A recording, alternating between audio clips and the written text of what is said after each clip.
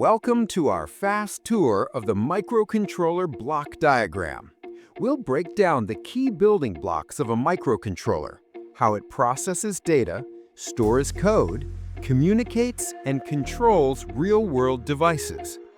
At the heart of a microcontroller is the CPU core, the brain that executes instructions from your program. The CPU fetches, decodes, and executes instructions, handling logic and math operations.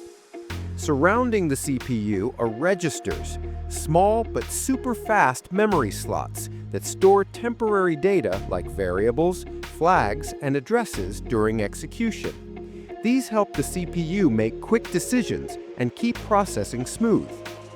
Microcontrollers have two main types of memory: flash memory and SRAM. Flash memory is non-volatile. It stores your program code permanently, even when the power is off. This is where your firmware lives. SRAM is volatile. It holds temporary variables and data while your program runs. When power is lost, SRAM content disappears.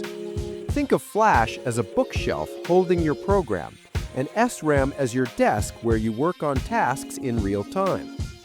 Microcontrollers connect to the outside world using peripherals.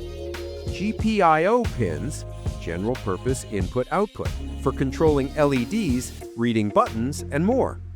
UART, SPI, I2C, communication interfaces to talk to sensors, displays, or other microcontrollers.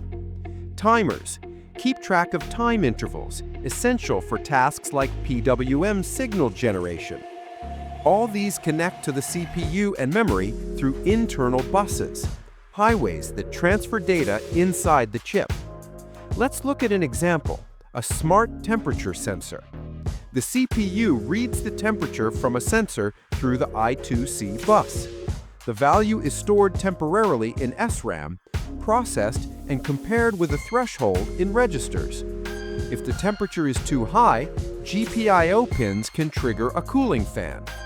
Meanwhile, the program stored in flash keeps the system logic running. And that's the microcontroller in action.